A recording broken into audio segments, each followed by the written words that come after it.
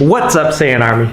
So, full day of Munchies in Amsterdam. This was my first time leaving the United States and both our first time in Amsterdam. And Amsterdam's a place that I've been wanting to go since I was really young, probably in like middle school, for one very big reason. That is not that big of a reason anymore. Anyways, highly recommend Amsterdam for all you guys thinking about going, especially those of you guys from America. Everyone there is very nice and friendly. Everyone speaks English. Everyone, I don't know, it's just awesome. I really loved it. I thought it was going to be a small city that I could conquer in a couple of days, but literally I felt like our trip was too short. Like, I felt like our time there was a little too short. Like, I would recommend at least 3 to 4 days, but like 3 full days leaving on the 4th day. Totally fine. You kill Amsterdam, have a great time. Anyways, let's get right into the video.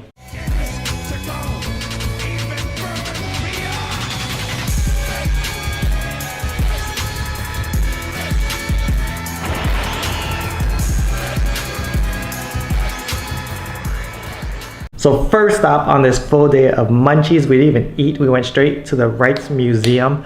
Now we had like early tickets to go there, and I'm not a museum kind of guy. I don't really see art in the eyes of all the other people that were there at the museum, I guess.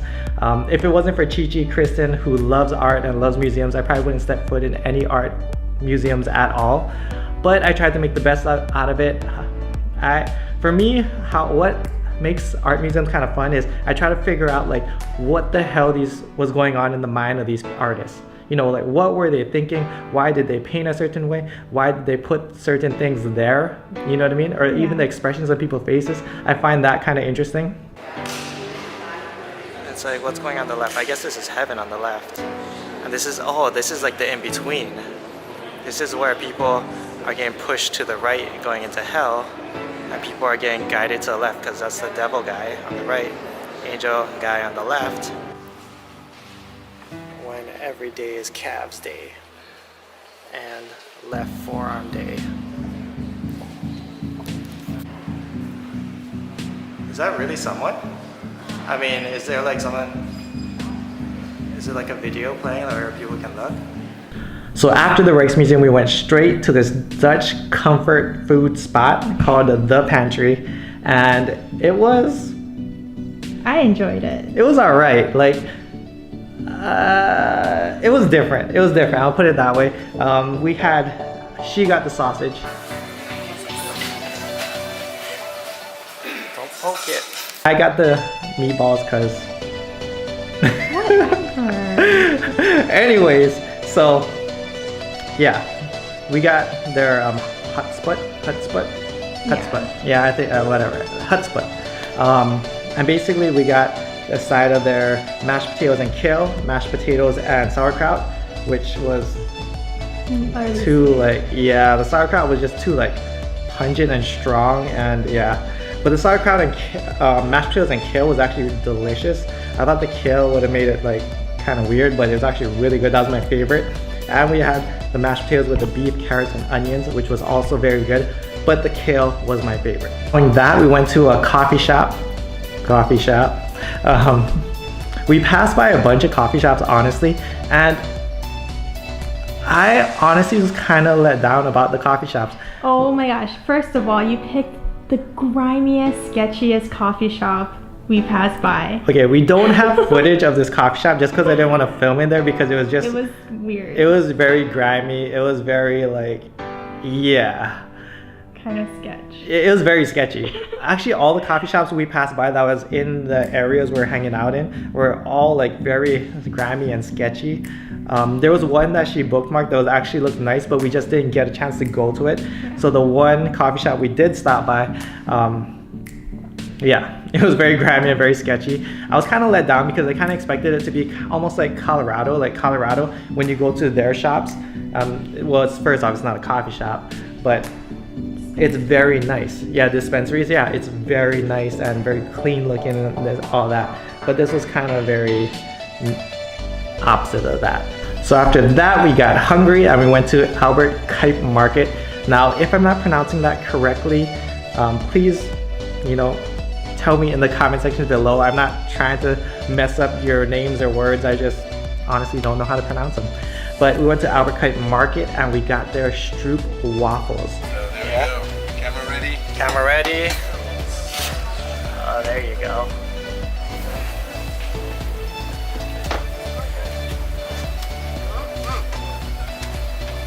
Oh, there we go. So the highlight of your visit to Amsterdam. Make sure to keep it like flat. Okay, thank you very much. Now, Stroop waffles are not something to sleep on, guys. Like, I thought, like, looking at it, it looks very lame. Like, if you watch the video, these waffles look very lame because it just looks like 2 pieces of waffles just stacked on each other and that's it. But yo, these things are delicious. Just talking about it, oh, it's making my mouth water.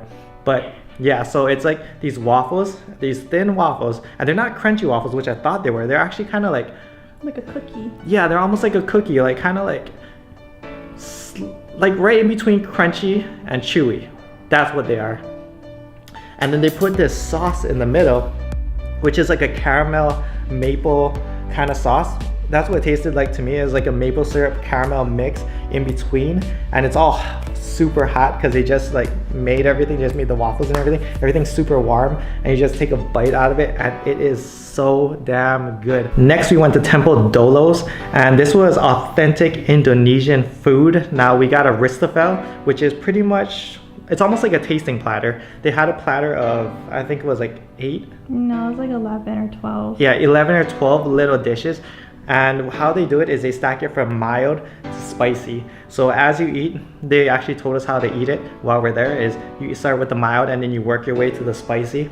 And that was probably one of my favorite meals thus far. Now, I didn't like every single platter, but just having the variety. I love variety, you know what I mean? When you can get like Indonesian food, authentic Indonesian food, and try like everything of it, instead of like sitting down at an Indonesian restaurant and just trying one thing and kind of gambling whether you like it or not. We got to try like everything and find out exactly what we liked.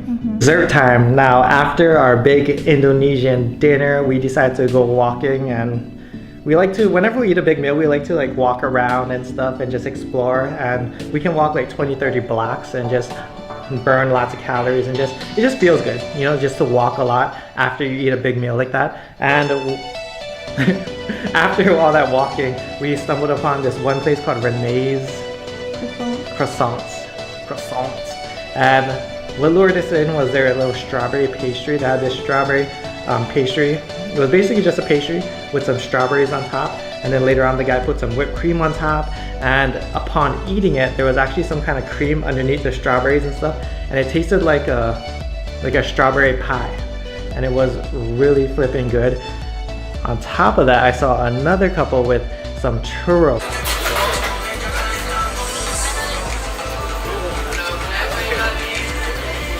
Oh my god.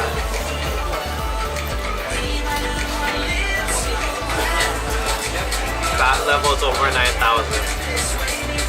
Oh my god, so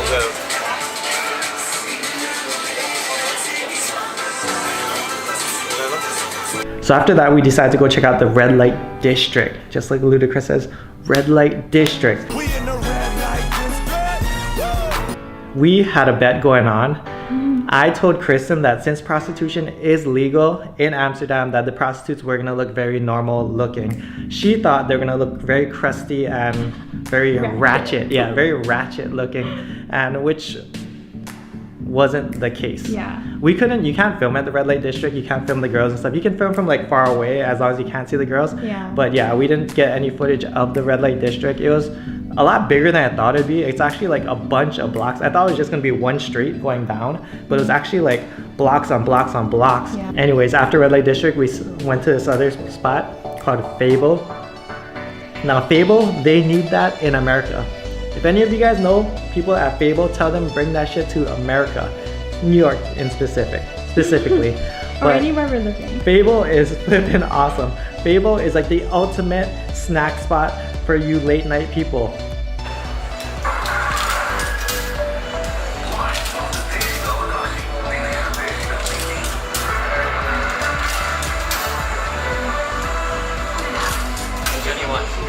Doesn't matter.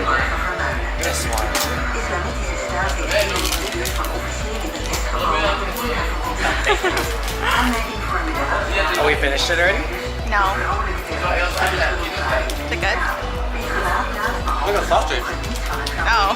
Yeah, that's sausage. There's a dude behind the Vending machine. yeah, behind like inside the vending. Yeah, it's pretty much like he's inside a large vending machine and he's cooking the food back there. And we even seen him change out food. Like I guess once food gets cold, he changes them out and stuff. It throws them away, warms them back up. I have no idea what he does back there with them. Maybe he eats them. Who knows? I would eat it probably. We got this like deep fried cheese thing. Yeah, It wasn't cheese. It was. It was like gravy. Oh yeah, it was like deep fried gravy. It was some kind of So croquette. Yeah, and it was delicious. Anything deep fried is really good. Yeah, this is also a super high fat meal, but it was super delicious as well. Also, it's great to have something so fast that you can get and so fresh and warm. Yeah. You know, I think that's the whole thing behind their business is, I mean, even at fast food, you still have to order and wait. You know, here, pop some coins in, boom, you got your food, and it's hot. So it was amazing. So anyways, like the video if you guys want more of these munchie adventures. And I'll see you guys in the next video. Much love, strength, and honor. Aloha. Vegeta, what does the scouter say about his power level? It's over 9,000!